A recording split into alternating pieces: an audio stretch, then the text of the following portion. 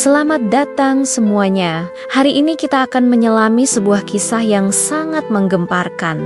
Tidak hanya di Ghana, tetapi juga di kalangan pengamat fenomena sosial dan keagamaan di seluruh dunia. Kisah ini berpusat pada seorang pria di Ghana yang dengan sangat terbuka dan tegas mengklaim bahwa ia telah menerima komunikasi langsung dari Tuhan Yang Maha Esa. Sebuah klaim yang begitu besar ini tentu saja langsung memicu gelombang reaksi yang luar biasa, mulai dari penerimaan penuh dengan keyakinan hingga skeptisisme yang tajam dan kritis. Ini adalah momen langka di mana spiritualitas pribadi seseorang bertemu langsung dengan panggung publik, menciptakan sebuah kontroversi kompleks yang menguji batas-batas kepercayaan kita. Lantas, siapa sebenarnya pria ini dan apa pesan yang ia sampaikan yang membuatnya menjadi sorotan? Kisah ini bermula ketika individu tersebut muncul di hadapan publik, seringkali melalui pertemuan massal yang dihadiri ribuan orang atau melalui liputan media lokal yang intens. Ia datang untuk menyampaikan wahyu yang diklaimnya telah ia terima. Inti dari klaimnya sangat spesifik dan berani.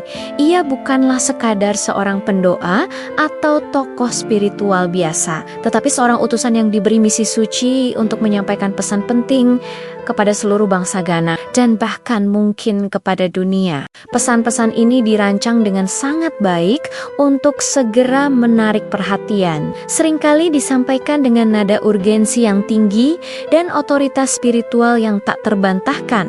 Seolah-olah setiap kata yang diucapkannya memiliki bobot takdir. Pesan ilahi yang ia klaim terima biasanya dapat kita bagi menjadi 3 kategori utama yang saling berkaitan. Pertama adalah peringatan atau ramalan. Ini seringkali berupa prediksi yang sangat detail tentang peristiwa masa depan. Ia meramalkan datangnya bencana alam, pergolakan politik yang akan mengubah nasib negara, atau krisis sosial yang akan menguji ketahanan masyarakat. Semua ramalan ini selalu diakhiri dengan penekanan pada perlunya pertobatan yang mendesak dari seluruh bangsa. Pesan-pesan semacam ini berfungsi untuk membangun ketegangan psikologis di masyarakat dan secara efektif memperkuat posisinya sebagai seorang penjaga moral yang waspada. Kedua, ia mengklaim telah ditugaskan sebuah misi khusus yang tidak bisa ditawar. Ia merasa telah diamanatkan secara ilahi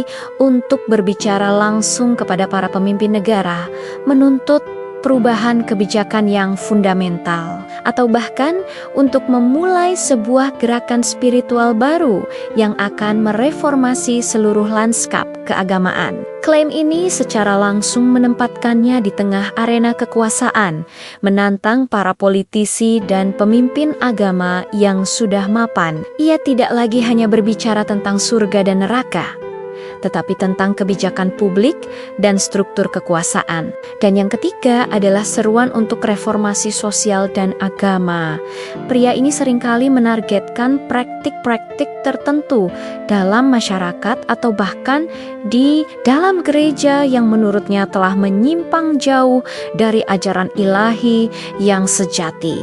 Ia memposisikan dirinya sebagai kritikus tajam terhadap status quo keagamaan, menuduh beberapa pemimpin gereja telah kehilangan arah dan hanya mementingkan kekayaan materi. Ini membuatnya menjadi figur yang kontroversial, dipuja oleh sebagian orang sebagai reformis pemberani, namun dibenci oleh yang lain sebagai pemecah belah. Namun kita harus ingat, di tengah masyarakat Ghana yang sangat religius, klaim semacam ini tidak pernah diterima begitu saja secara sepihak. Reaksi publik sangat terpolarisasi dan intensitasnya luar biasa. Di satu sisi, ada segmen masyarakat yang memeluk klaim ini dengan keyakinan yang mendalam dan tanpa keraguan sedikit pun.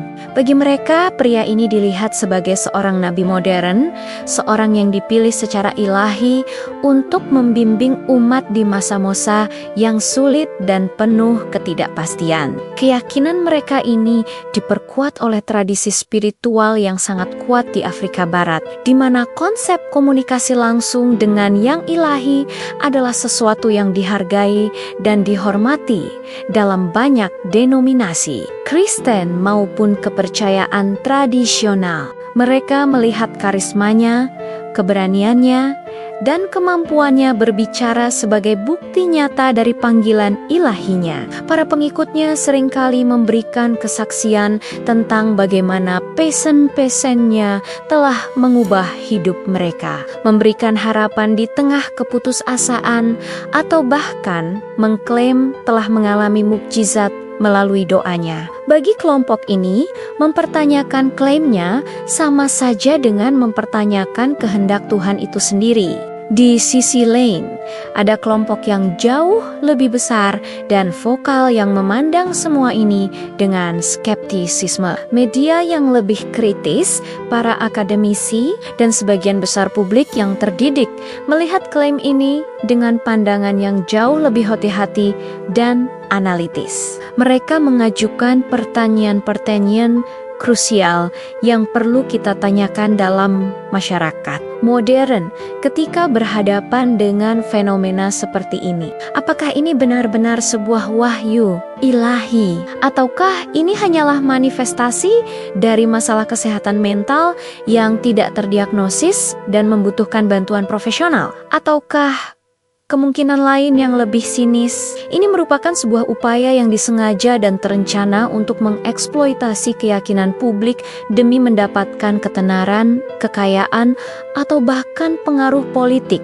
Perdebatan ini seringkali menjadi lebih panas dan rumit ketika pesan-pesan yang disampaikannya mulai menyentuh isu-isu politik yang sangat sensitif, atau ketika muncul tuntutan finansial yang signifikan dari para pengikutnya. Misalnya, ketika ramalannya tentang pemilu ternyata salah, atau ketika ia meminta sumbangan dalam jumlah besar untuk membangun proyek ilahi. Momen-momen seperti inilah yang membuat para kritikus semakin yakin bahwa ada motif duniawi di balik jubah spiritualnya. Pertanyaan tentang transparansi keuangan dan akuntabilitas menjadi pusat perdebatan, mengubah diskusi dari ranah teologi menjadi ranah etika publik dan bahkan hukum. Fenomena seperti ini, di mana batas antara spiritualitas pribadi dan perhatian publik menjadi sangat kabur, adalah cerminan dari peran agama yang begitu dalam dan kompleks dalam masyarakat modern Ghana, dan juga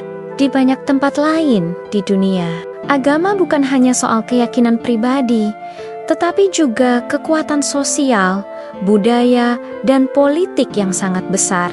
Kisah pria Ghana ini bukan hanya tentang satu individu yang membuat klaim luar biasa. Ini adalah tentang bagaimana sebuah masyarakat secara kolektif bergumul dengan pertanyaan-pertanyaan fundamental tentang iman, otoritas spiritual, dan verifikasi kebenaran di era informasi yang serba cepat ini. Di zaman di mana berita dan misinformasi menyebar dalam hitungan detik, bagaimana kita bisa membedakan antara nabi sejati dan manipulator ulung? Apakah pesan yang ia sampaikan adalah bisikan Tuhan yang otentik, atau hanya gema dari keinginan, ambisi, dan mungkin delusi manusia? Pertanyaan ini mungkin tidak akan pernah terjawab dengan pasti. Namun, yang jelas, kisah ini telah memicu sebuah perdebatan yang jauh lebih penting daripada klaim itu sendiri. Sebuah debat tentang apa artinya percaya dan, yang sama pentingnya, apa artinya mempertanyakan di era kita saat ini. Bagaimana kita menavigasi dunia yang penuh dengan klaim kebenaran absolut, sambil tetap menjaga akal sehat dan hati nurani kita. Itulah tantangan yang ditinggalkan oleh kisah luar biasa dari Ghana ini. Terima kasih sudah menonton. Apa pendapat Anda tentang fenomena ini? Bagikan di kolom komentar di bawah. Jangan lupa untuk like, subscribe, dan nyalakan lonceng notifikasi agar tidak ketinggalan konten menarik lainnya dari kami. Sampai jumpa di video berikutnya.